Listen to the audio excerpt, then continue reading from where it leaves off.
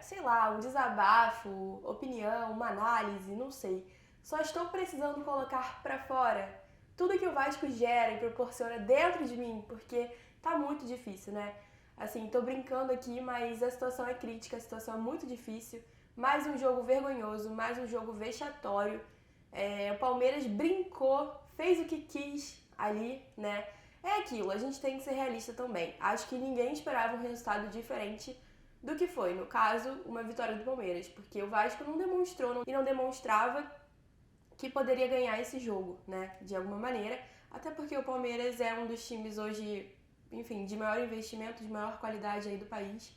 Então, situações muito diferentes, né, dos dois times que se enfrentaram. Então, acho que é realmente isso. Ninguém esperava algo diferente. Mas é triste, é doloroso, é agoniante ver a maneira que o Vasco se porta em campo, sabe? Os jogadores já entram derrotados, sem espírito de vitória, sem espírito de ganhar o jogo, de fazer alguma coisa, de dar um apavoro no adversário. Não acontece. Os jogadores do Vasco são jogadores passivos, jogadores que aceitam o adversário fazer o que quiser dentro de campo com eles próprios.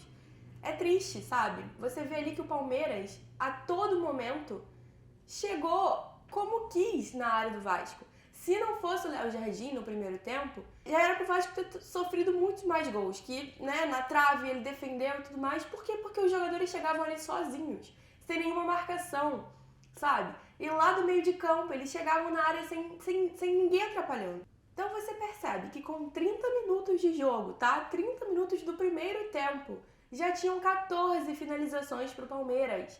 Gente, isso não existe.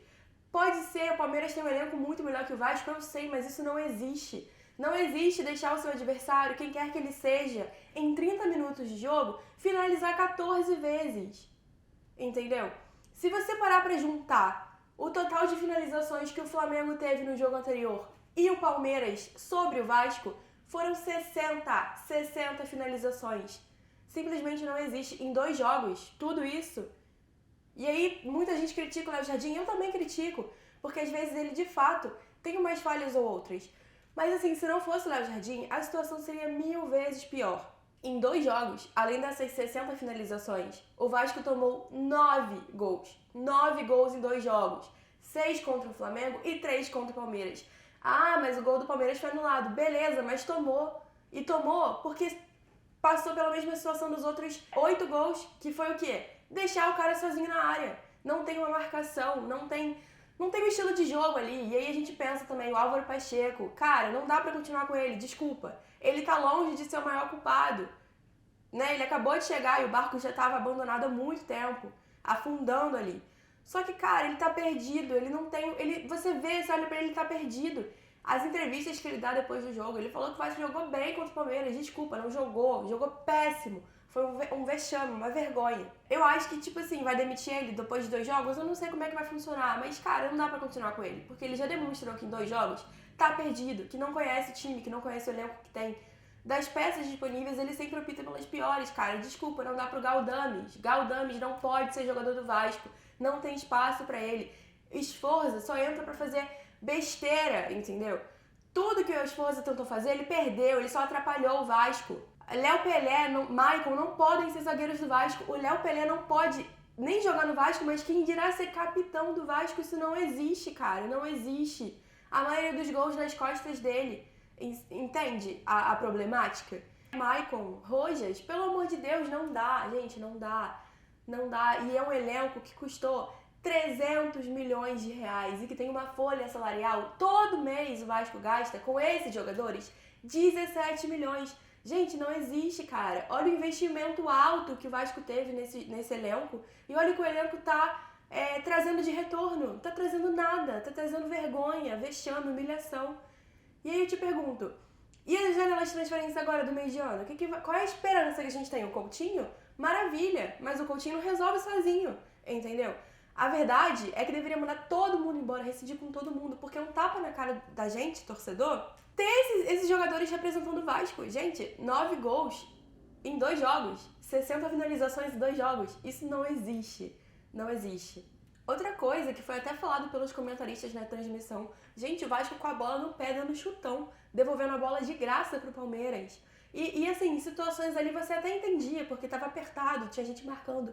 Mas você via outras situações que o jogador do Vasco sozinho com a bola se desesperava de alguma maneira e chutava a bola lá pra frente. O que acontecia? Voltava de graça pro Palmeiras. Tipo assim, são umas situações que a gente percebe que não tem preparo, não tem psicológico pra lidar, jogar ali no Vasco, tá todo mundo abalado. E abala a gente, porque a gente não vê melhora. Eu vou ser sincera, na minha opinião, eu não vejo o Vasco ganhando de ninguém, nenhum time hoje no campeonato. Ah, mas Vitória, Cuiabá já estão rebaixados, beleza. Mas eles vão jogar contra o Vasco e vão ganhar o jogo. Porque como eu falei no início do vídeo, o Vasco é um time com jogadores de espírito derrotado. Então o Vitória, o Cuiabá, quem quer que seja, vai jogar com o Vasco sabendo disso. E vai aproveitar, gente. O Criciúma deu 4-0 no Vasco em São Januário. O mesmo Criciúma perdeu de 5 pro outro time ali. Você tá entendendo? Então são coisas que eu não consigo imaginar o Vasco vencendo qualquer outro time hoje no Campeonato Brasileiro. Quem dirá na Copa do Brasil, que quase foi eliminado nos 3 jogos, se não fosse o Léo Jardim que pegou pênalti, entendeu?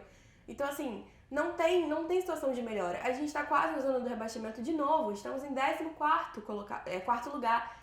Então assim, vai ser mais um 2023 ou vai ser pior que 2023? O Vasco conseguiu, com 300 milhões de reais, piorar o que já estava ruim no ano passado. Porque a gente sabe que o time do ano passado era horroroso. Aquele time ali só deu jeito na segunda janela de transferência e deu uma esperança pra gente que no final do ano deu certo, ficamos na Série A. A gente olha pra janela agora e a gente não tem esperança nenhuma, porque os nomes que estão sendo ventilados ali não vão dar jeito. Gente, saiu notícia que o Pedrinho, né, o staff ali do Pedrinho, recomendou pro Vasco o Scarpa e o Alan, ex-Vasco. E a 777 recusou, não aprovou esses 2 nomes. Mas sabe quem a 777 aprovou? Adson, Hugo Moura, Cleiton. Não existe. O Vasco foi vendido para essa SAF de uma maneira completamente rápida, sem estudo, sem análise. A gente tá vendo todas as notícias que estão saindo, meio provavelmente que a SAF já estava falida quando estava negociando com o Vasco. Então assim, não me surpreende. Mas chega a ser bizarro de se acreditar que isso é possível. Entende? Recusar Scarpa e Alan. Eu não tô falando que os dois são craques e tipo assim, iriam trazer jeito pro Vasco. Mas entre recusar eles e aprovar Adson e Hugo Moura, com investimento alto nos dois, não dá. É inacreditável e é um tapa na nossa cara. A realidade mesmo é que o Vasco precisa de um técnico que venha pra fazer 45 pontos. E aí você olha as opções disponíveis no mercado e você vê alguém que possa fazer isso com esse elenco do Vasco? Eu não vejo, sinceramente. Porque eu acho que nenhum técnico dá jeito nesse elenco. E é frustrante porque, apesar de tudo, temos peças boas. A gente tem o Léo Jardim, que dispensa comentários. A gente tem o Piton, que, assim, atualmente não está jogando bem, não jogou bem no jogo de ontem, mas tem sua qualidade ali e a gente tem que admitir isso. A gente tem o Verratti, a gente tem o Payet. Então, assim, são peças ali que, sabe, funcionam. Só que não tá funcionando com o coletivo do time, porque os volantes que o Vasco tem são horrorosos. O meio de campo do Vasco não funciona. E quem funcionaria ali tá machucado, que é o Paulinho e o Jair, entendeu? Então a gente não pode ficar contando com esse elenco e achar que algum técnico que venha com toda a sua experiência vai dar jeito, porque não dá, gente.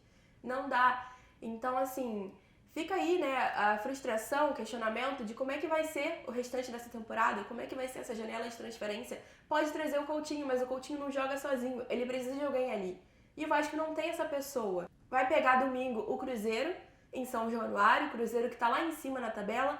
Pode não ter um time que é mil maravilhas, um elenco maravilhoso, mas esse elenco hoje deles é melhor que o do Vasco, entendeu? Então, assim, a minha cabeça de torcedora vai para esse jogo já esperando o pior, porque a gente não vê um sinal de melhora, algo que possa surgir ali pra dar jeito, entendeu? Então, é triste, é frustrante e fica aqui a nossa revolta, esse sentimento que a gente sente todo jogo depois, né? Todo pós-jogo e todo pré-jogo também, porque a gente já vai, assim como os jogadores, infelizmente, com esse espírito de derrota, porque a gente não tem como esperar algo melhor. Galera, esse foi mais um vídeo aqui, trouxe meu desabafo, enfim, minhas opiniões aí. Deixa aqui nos comentários se você concorda comigo, se você acha que eu falei besteira. Vamos debater sobre isso. E quero lembrar que mais tarde, hoje mesmo, dia 14, sexta-feira, às 8 horas, tem uma live desse pós-jogo ainda, tá? Porque eu vou trazer aqui o ex-árbitro Ferdi, Alexandre Jardim. Ele vai falar com a gente sobre os lances polêmicos que tiveram nesse jogo, 2 gols anulados, algumas faltas ali questionáveis, então a gente vai trazer aqui com o olhar crítico de quem entende esses comentários sobre esses lances, e também vai ter o Ricardo França, vascaíno, narrador, jornalista, um cara incrível, então a gente vai estar aí falando sobre esse jogo com mais experiência, né, com mais atenção. Então, às 8 horas da noite, vem aqui pro Arquivos e acompanha essa live com a gente.